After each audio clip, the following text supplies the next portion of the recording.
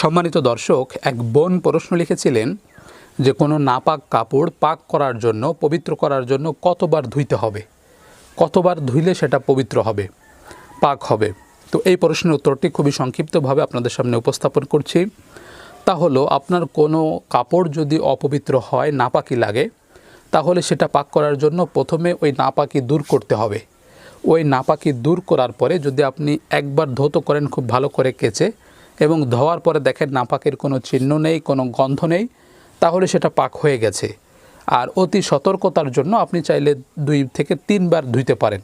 অর্থাৎ একবার ধোয়ার পরে পানিটা ফেলে দিয়ে, চিপড়ে ফেলে দিয়ে আবারও ধুবেন, আবারও ধোয়ার পরে উঠে পানি চিপড়ে ফেলে আবারও ধুবেন, আবারও 3 বার চিপড়াবেন।